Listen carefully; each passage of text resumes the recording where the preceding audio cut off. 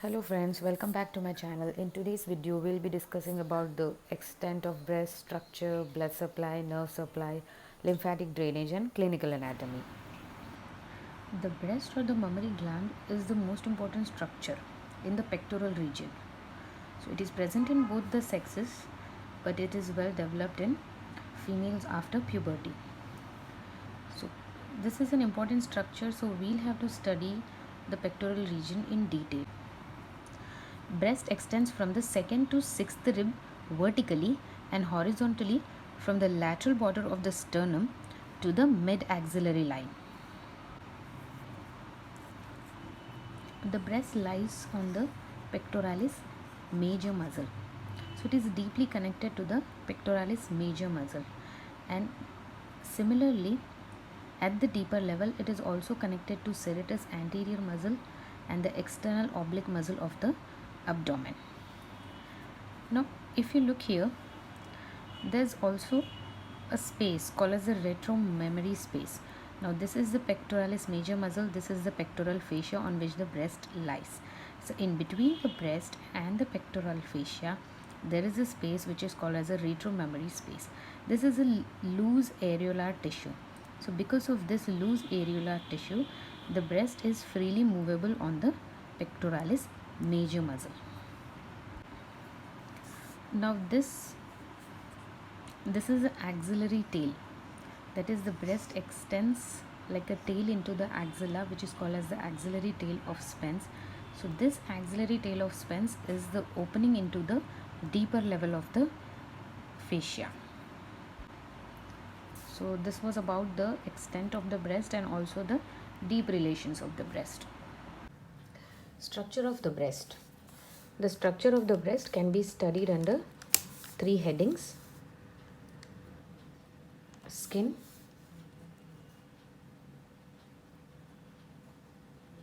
parenchyma and stroma. Skin, it covers the gland and it has a conical projection which is known as the nipple, which is present just below the center of the breast at the level of the fourth intercostal space. The nipple is pierced by lactiferous ducts, and there are 15 to 20 such ducts. The lactiferous ducts contain smooth muscle fibers, and there are two types of smooth muscle fibers: circular and longitudinal smooth muscle fiber. The circular fibers make the nipple stiff, and the longitudinal fibers, they flatten it. It also has few modified sweat and sebaceous glands, and it is rich in its nerve supply and has many sensory end organs at the termination of nerve fibers. This was about the nipple, and the area around the base of the nipple is pigmented. If this is a nipple, the area around the base of the nipple is pigmented, which is known as areola. This is nipple, areola. And this areola, in the outer margins, it is rich in modified sebaceous glands. And these sebaceous glands are enlarged during pregnancy and lactation to form raised tubercles of Montgomery.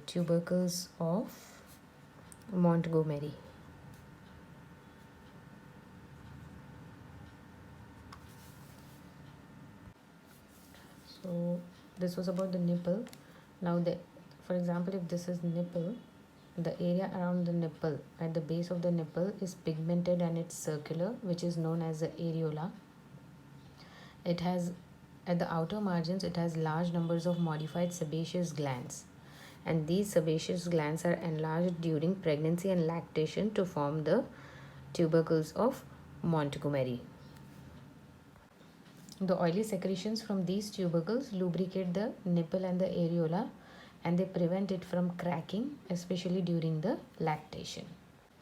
Apart from the sebaceous glands, the areola also has sweat glands and accessory mammary glands. And the skin of the areola and the nipple is devoid of any hair. There's no hair around it, and also there's no fat around it. Now coming to the parenchyma. The parenchyma is made up of the glands which secrete the milk. And the gland is made up of 15 to 20 lobes, and each lobe is a cluster of alveoli. And the alveoli are drained by duct which is known as lactiferous ducts. The lactiferous ducts, they converge on the nipple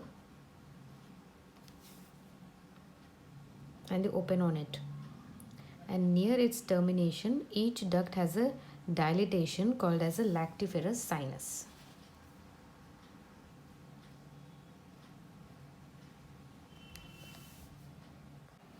So here you can see the glandular tissue. These are the lobes. There are 15 to 20 such lobes. And if this is one lobe, so each lobe is made up of several number of alveoli, and they are drained by a duct which is known as a lactiferous duct. Lactiferous duct, they converge on the nipple. Here these are the ducts, they are converging on the nipple, they open on it, and just before opening at the termination point, they form a dilatation which is known as lactiferous sinus. Now coming to the stroma. Stroma is the supporting framework. It is a supporting framework of the gland. It is partly fibrous and partly fatty. Fibrous and partly fatty. So now let me explain you with the diagram. This is the pectoralis major muscle. This is the pectoral fascia. So these are the suspensory ligaments of Cooper. And these anchor the skin and the glands to the pectoral fascia here. Because of these suspensory ligaments of Cooper, the skin and the glands are anchored to the pectoral fascia here. The fatty stroma, it forms the main bulk of the gland, and it is distributed throughout the breast except beneath the areola and the nipple. Now coming to the blood supply. The mammary gland is extremely vascular. It is supplied by the perforating branches of the internal thoracic artery, which is a branch of the subclavian artery, the superior thoracic artery, acromiothoracic artery, lateral thoracic artery. These are the branches of the axillary artery, and the lateral branches of the posterior intercostal arteries. The arteries converge on the breast anteriorly, and the posterior surface is relatively avascular. Veins follow the arteries and they converge towards the base of the nipple, where they form into an anastomotic venous circle, from which they are divided into superficial and deep sets. The superficial veins drain into internal thoracic vein and superficial veins of the lower part of neck, whereas the deep set drains into the internal thoracic, axillary and posterior intercostal veins. Now coming to the nerve supply, the breast is supplied by the anterior and lateral cutaneous branches of the 4th to 6th intercostal nerves. The nerves do not control the secretion of milk. Secretion is controlled by the hormone prolactin, secreted by the pars anterior of the hypophysis cerebri. Now coming to the lymphatic drainage. The lymphatic drainage of the breast is of great importance, especially to the surgeons, because the carcinoma of the breast spreads mostly along the lymphatics to the regional lymph nodes. So under this heading we have to go through lymph nodes and lymphatics. So first, coming to the lymph nodes. Lymph from the breast drains into the following lymph nodes. One, it drains into the axillary lymph nodes here, especially the anterior axillary, and the central, lateral, posterior and the apical axillary lymph nodes also receive lymph from the breast, either directly or indirectly. And the next is the internal mammary or the parasternal nodes. And some lymph from the breast also drains into the supraclavicular lymph nodes and also into the cephalic or deltopectoral node, the posterior intercostal nodes, the subdiaphragmatic and subperitoneal lymph plexus.